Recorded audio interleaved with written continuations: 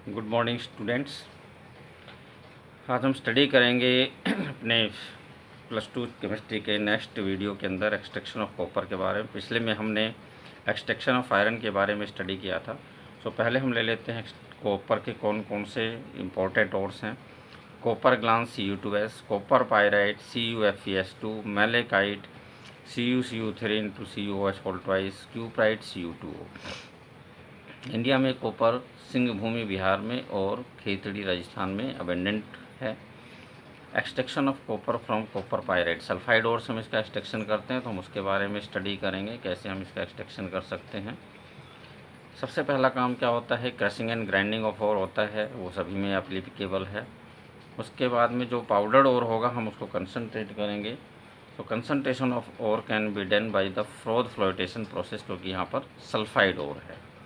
उसके बाद next step हमारा होगा रोस्टिंग कराना। रोस्टिंग में हम क्या करते हैं, जो कंसनट्रेटेड ओर है उसको हम स्ट्रॉन्गली हीट करते हैं एयर की प्रेजेंस में, in the presence of air, to convert it into oxide ore in a reverberated furnace. इसको हीट कर लेंगे, स्ट्रॉन्गली हीट करेंगे। जब स्ट्रॉन्गली हीट करेंगे then the following changes will take place. तो कौन कौन से चेंजेस यहाँ पर होने वाले हैं, लेट्स सी दो चेंजेस।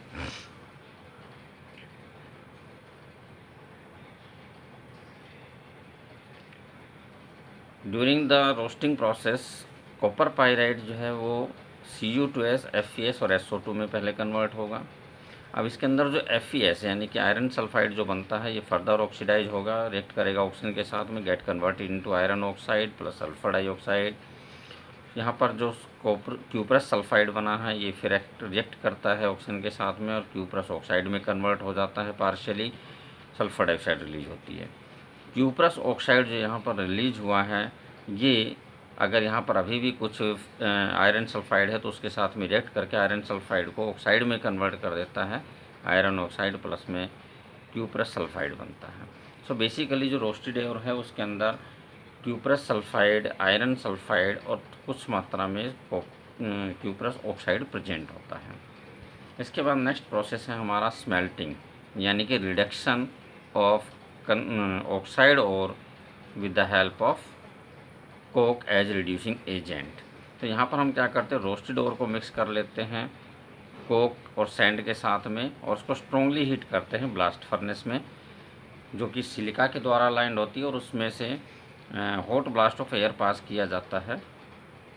इस प्रोसेस के दौरान जो चेंजेस होते हैं वो इस प्रकार से होंगे। हम क्या चेंजेस देखेंगे इसके दौरान, let's see.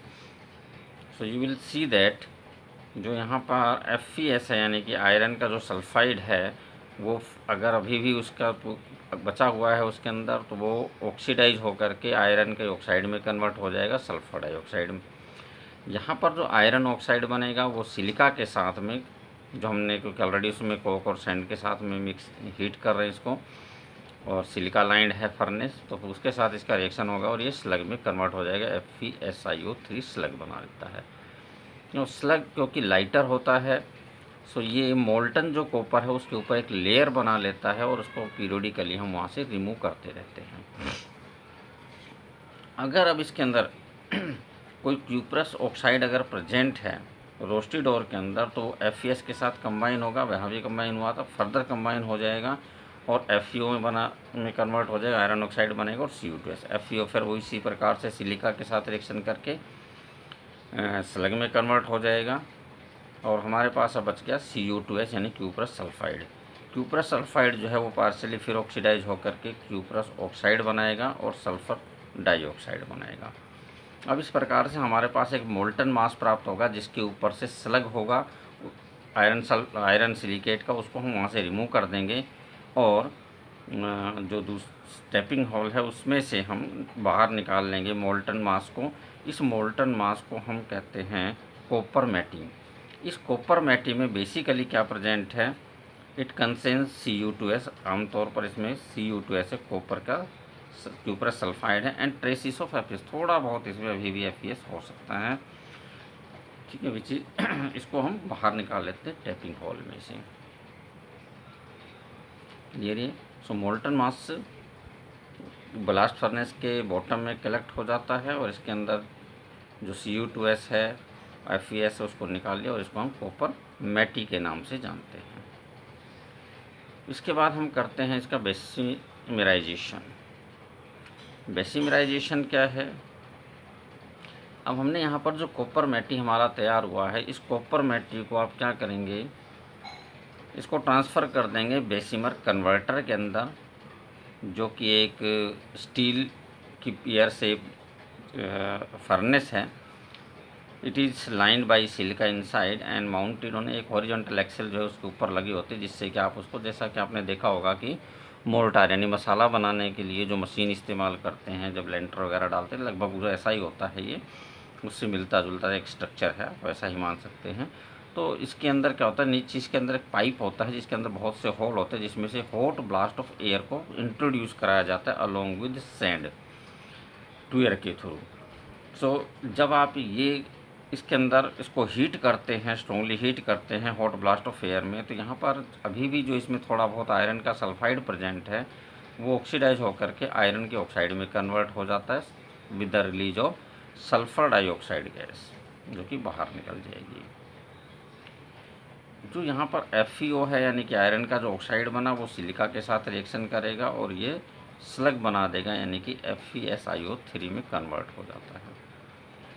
Now cuprous sulphide जो है इसके अंदर जो प्रेजेंट है,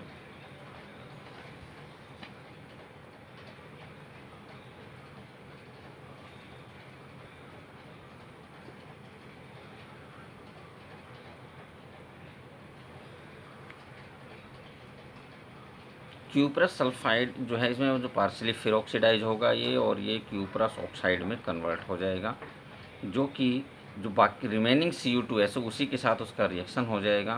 तो होता क्या, Cu2S प्लस में ऑक्सीजन इंट्रोड्यूस Cu2O यानी क्यूप्रस ऑक्साइड प्लस में सल्फर डाइऑक्साइड। अब जो इसका सेल्फ रिडक्शन हो जाएगा Cu2O plus Cu2S, it will give, ये रिड्यूस हो जाएगा कॉपर यहाँ पे 6Cu प्लस में SO2, यहाँ पे सेल्फ रिडक्शन हो रहा है, जिसकी वजह से ये यहाँ पर आप विशेष कई बार क्या हो जाता है कि रिडक्शन जो है वो कैसा है, यहाँ पे कई बार ऑब्जेक्टिव टाइप जो क्वेश्चंस होते हैं कॉम्पिटिटिव से पूछ लेते हैं, तो ध्यान रखना आपको यहाँ पे सेल्फ रिडक्शन है। मोल्टन कॉपर यहाँ पर जो बनेगा वो नीचे इकट्ठा हो जाएगा, उसके ऊपर स्लग रहेगा, स्लग को हम रिमूव कर लेंगे और मोल्टन कॉपर को यहाँ से निकाल करके इसको मोल्ड्स के अंदर डाल दिया जाता है और इसको ठंडा होने दिया जाता है। जब ये कूलिंग हो रही होती है इसकी, तो इस कूलिंग के दौरान इसके अंदर जो सल्फर डाइऑक्साइड गैसेस वगैरह ट्रैप हैं, वो गैसेस इसमें से बाहर निकलने का प्रयास करती हैं, जिसकी वजह से इस कॉपर के अंदर ब्लिस्टर्स पड़ जाते हैं, यानी कि फफोले पड़ जाते हैं। इसलिए इस प्रकार से प्राप्त कॉपर को ब्लिस्टर कॉपर के नाम से भी जाना जाता है। अब जो हमें ब्लिस्टर कॉपर मिला है, हमें इसको रिफ़ाइन करना है ताकि हमें प्योर कॉपर प्राप्त हो सके। इसके लिए हम ब्लिस्टर कॉपर को रिफ़ाइन करेंगे। इस तो रिफ़ाइन करने के लिए हम क्या करेंगे, हमारे पास दो तरीके हैं, एक है पोलिंग मेथड और दूसरा है इलेक्ट्रोलिसिस मेथड। पोलिंग मेथड में क्या करते हैं, कॉपर जो हमारे पास ब्लिस्टर कॉपर है उसको हम ऑक्सीडाइज करवा करके Cu2O में कन्वर्ट करेंगे, which can be reduced back by stirring with the molten mass of copper with green pole. तो ये जो मोल्टन मास, पहले इसको हमने ऑक्साइड में कन्वर्ट करवा दिया मशीन के साथ रिएक्शन करा के, फिर इसको हम रिड्यूस कराएंगे वापस कॉपर के अंदर। इसके लिए इसका मोल्टन मास लेंगे और उसके अंदर ग्रीन पोल्स जो हैं उसको डाल करके उसको अच्छे से स्टायर करेंगे। ग्रीन पोल के अंदर जो हाइड्रोकार्बन प्रेजेंट है, उसके अंदर हाइड्रोकार्बन में जो कार्बन है वो इसको रिड्यूस करने में यूज होगा and it will reduce Cu2O to Cu। और इस प्रकार से इस प्रोसेस के द्वारा, पोलिंग प्रोसेस के द्वारा हम 99.9% प्योर कॉपर प्राप्त कर सकते हैं। दूसरा हमारा तरीका है इसको प्राप्त करने का, वो है इलेक्ट्रोलिसिस प्रोसेस। इलेक्ट्रोलिसिस के द्वारा हम प्योर कॉपर को प्राप्त कर सकते हैं। इलेक्ट्रोलिसिस क्या है, कॉपर कैन बी को प्योरीफाई करने के लिए हम इलेक्ट्रोलिसिस मेथड यूज करते हैं। इसके अंदर जो प्योर कॉपर स्ट्रिप है उसको कैथोड के रूप में और जो हमारा ब्लिस्टर कॉपर का ब्लॉक है उसको हम रॉड की शेप में कन्वर्ट कर लेंगे और उसका इस्तेमाल हम एनोड के रूप में करेंगे।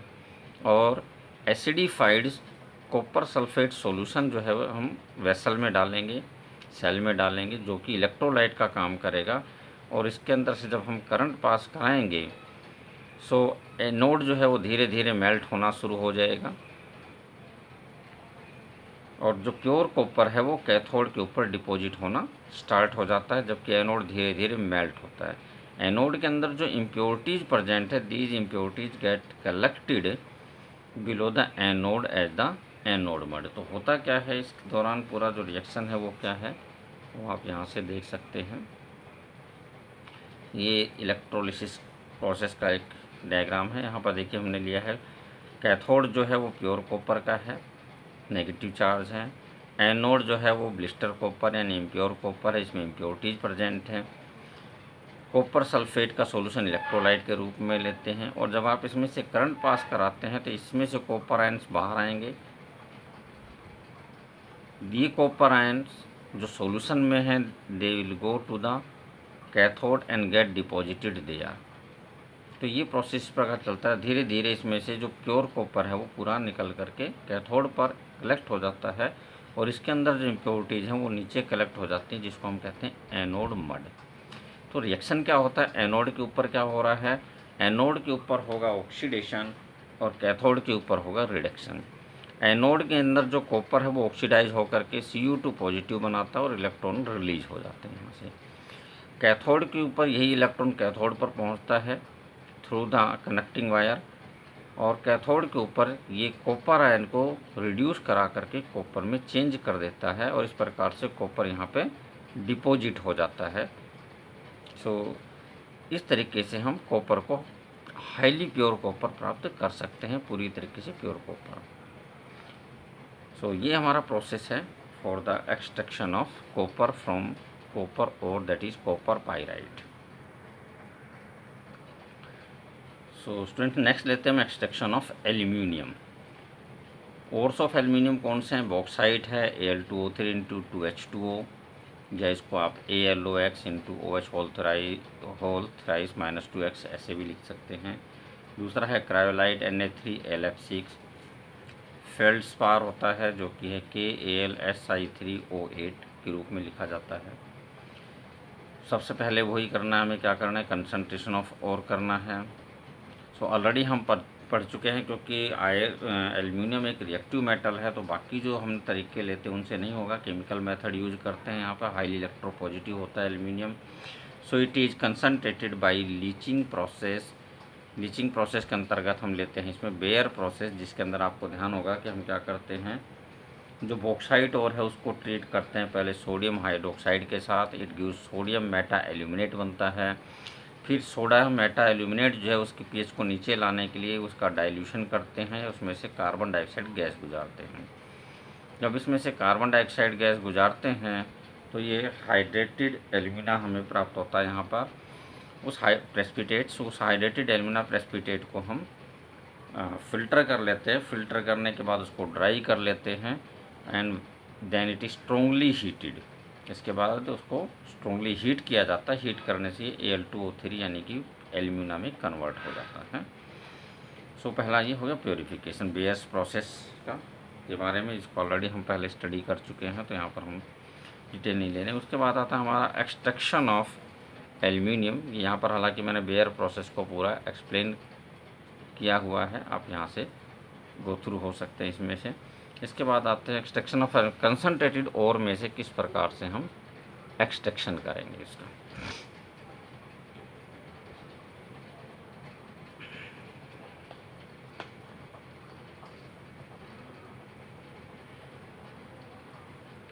यानी कि इलेक्ट्रोलिटिक रिफाइनिंग का प्रोसेस यहाँ पर यूज करेंगे, because aluminium is highly electropositive element, काफ़ी रिएक्टिव एलिमेंट्स है, तो बाकी प्रोसेसेस यहाँ पर एप्लीकेबल नहीं होंगे। हम इसको कार्बन के द्वारा यानी कोक के द्वारा, कार्बन मोनोऑक्साइड के द्वारा रिड्यूस नहीं करा सकते हैं, क्योंकि अगर आप एलिंघम डायग्राम देखेंगे तो एलिंघम डायग्राम के अंदर एल्यूमिनियम ऑक्साइड का जो कर्व है वो काफ़ी नीचे है। बाकी जो कर्व हैं, कार्बन का जो कर्व है, carbon carbon dioxide, carbon to carbon monoxide, या फिर carbon monoxide to carbon dioxide, आप ये कर्व देख सकते हैं। इसके अंदर ये लिंघम डायग्राम है। तो इस लिंघम डायग्राम में आप देख सकते हैं कि जो कर्व है वो कहाँ पर है। एल्युमिनियम का कर्व देखिए यहाँ पर है, तो और जबकि कार्बन के जो कर्व हैं CCO2, और ये हमारा यहाँ पर हो जाता है CO CO2 का कर्व है, और ये CCO कर्व है।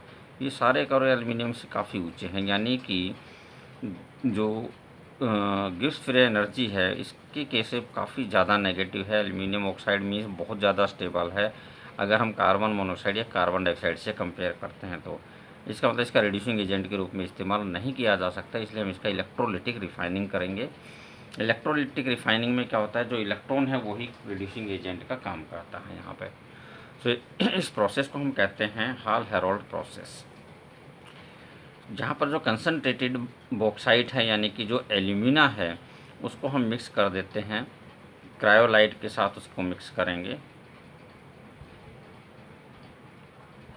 It is mixed with cryolite and fluorspar CaF2। इनका काम क्या है दोनों का, इनके साथ इसको मिक्स करने से एक तो क्या होता है कि जो मेल्टिंग पॉइंट है वो डिक्रीज हो जाता है, और जो कंडक्टिविटी है मोल्टन और की वो इंक्रीज हो जाती है, यानी करंट आसानी से उसमें से पास हो सकता है। इलेक्ट्रोलिटिक सेल जो है जिसमें हम ये कराते हैं ये आयरन का बना हुआ होता है, लेकिन इसकी जो अंदर की ये दीवार है ये ग्रेफाइट लाइन होती है। यहाँ पर ग्रेफाइट की लाइनिंग है, ये अंदर वाली ये ग्रेफाइट लाइनिंग है यहाँ पे पूरा, ये जो कि कैथोड का काम करेगी। कैथोड, ये लाइनिंग कैथोड का काम करती है, और इसके अंदर ग्रेफाइट के ही एनोड इस्तेमाल किए जाते हैं, जो कि ग्रेफाइट है यहाँ पे डिप किया गया है, ये एनोड का काम करेंगे। यानी कि दोनों ही जो इलेक्ट्रोड हैं कैथोड एनोड वो ग्रेफाइट के बने हुए हैं। तो ये हमने इसके अंदर ले लिया mixture of aluminium oxide, cryolite and fluorspar, इन तीनों का मिक्सचर यहाँ पे डाला। जब इसमें से हम करंट पास कराएंगे so the mixture will get melted, क्योंकि मेल्टिंग पॉइंट इसका कम हो गया CF2, और इसकी वजह से इसका मेल्टिंग पॉइंट कम है और ये आसानी से मेल्ट हो जाएगा। मोल्टन स्टेट में जो एल्युमिनियम है वो कैथोड के ऊपर डिपॉजिट हो जाएगा। Al3 positive plus 3 electron, it will get converted into aluminium. और कैथोड क्या है, जो सेल की लाइनिंग है ग्रेफाइट लाइनिंग, वो कैथोड काम करेगी। इसका मतलब जो मेल्टेड एल्युमिनियम है वो नीचे आ जाता है। यहाँ पर हम क्या करते हैं कि जो मोल्टन और है इसके ऊपर एक पाउडर्ड कोक की एक लेयर भी डालते हैं। पाउडर्ड कोक की एयर हम किस लिए डालते हैं कि जब इसका रिडक्शन हो गया एल्युमिनियम का तो साथ में ऑक्सीजन भी निकलेगी, यहाँ पर ऑक्साइड आयन बनेंगे। तो यहाँ जो ऑक्सीजन रिलीज होगी एनोड के ऊपर वो एल्युमिनियम को एल्युमिनियम ऑक्साइड में चेंज ना करे, बल्कि वो क्या करे कोक के साथ रिएक्शन करके कार्बन डाइऑक्साइड में कन्वर्ट हो जाए आसानी से। इसलिए हमने यहाँ पर एक लेयर डाल दी है, और ये इसी कारण क्या होता है कि जो ये एनोड है वो धीरे धीरे कंज्यूम होता रहता है, और इसको हमें बार बार रिप्लेस करने की ज़रूरत पड़ती है। सो एनोड के ऊपर जो ऑक्सीजन वहाँ से रिलीज होगी, O2 नेगेटिव जो रिलीज होता है वो कार्बन के साथ में रिएक्ट करता है, यानी कि जो एनोडिक कार्बन है या हमने जो कोक की लेयर डाली है उसके साथ रिएक्शन करेगा, and it will get converted into CO2 plus में 4 इलेक्ट्रॉन। यही इलेक्ट्रॉन रिड्यूस करते हैं एल्युमिनियम आयन को एल्युमिनियम में। यहाँ पर लगभग 1 किलोग्राम एल्युमिनियम प्राप्त करने के लिए हमें 0.5 किलोग्राम यानी कि आधे किलोग्राम कार्बन जो है उसका इस्तेमाल हो जाता है। एनोड या ग्रेफाइट, एनोड जो कि ग्रेफाइट का बना हुआ है वो यूज हो चुका होता है, इसलिए इसको रिप्लेस करने की ज़रूरत पड़ती है। इस प्रोसेस को कंडक्ट कराने के लिए जो सेल है इलेक्ट्रोलिटिक सेल, उसका टेम्परेचर लगभग 1173 केल्विन पर मेंटेन करना होता है। इस टेम्परेचर के ऊपर जो मास है, जो मिक्सचर है हमारा, वो मोल्टन स्टेट में रहेगा, और जो एल्युमिनियम है वो हैवियर होने की वजह से बॉटम में चला जाएगा, जिसको हम पीरियडिकली टैपिंग होल के द्वारा निकालते रहते हैं। और इस प्रोसेस के द्वारा हम लगभग 99.95% तक प्योर एल्युमिनियम प्राप्त कर सकते हैं। तो ये हमारा किस प्रकार से आप एक्सट्रैक्शन करते हैं एल्युमिनियम का from its bauxite ore. Next, extraction of zinc. Extraction of zinc जो है, पहले देखते हैं और क्या है। जिंक के जो ओर्स हैं वो है हमारा जिंक ब्लेंड एंड, या इसको स्फेरोराइट भी कह देते हैं, ZnS, ZnCO3 यानी कि कैलामाइन, एंड ZnO यानी कि जिनसाइट। ये मुख्य ओर हैं जो कि हैं। यहाँ पर मैं अधिकतर जो एक्सट्रैक्शन है वो हम जिंक ब्लेंड से करते हैं, यानी कि ZnS से करते हैं। तो इसको कंसनट्रेट करेंगे। कंसनट्रेट करने के लिए सल्फाइड ओर होने की वजह से फ्रोथ फ्लोटेशन प्रोसेस का इस्तेमाल करेंगे, या फिर इलेक्ट्रोस्टैटिक सेपरेशन मेथड भी यूज कर लेते हैं। अगर इसके अंदर, या अगर हमारे पास जो ओर है वो ZnS और PbS का मिक्सचर है, तो इलेक्ट्रोस्टैटिक सेपरेशन के द्वारा भी किया जा सकता है। इसके बाद जो कंसनट्रेटेड ओर है उसकी रोस्टिंग करेंगे, क्योंकि सल्फाइड ओर है, it is to be converted into the oxide ore. इसको हम ऑक्साइड ओर में कन्वर्ट करेंगे रिवर्बरेटरी फर्नेस के अंदर, and it will get converted into ZnO and SO2। उसके बाद हमें करना है रिडक्शन। तो रिडक्शन के लिए फिर हम एक बार लिंगम डायग्राम देखते हैं।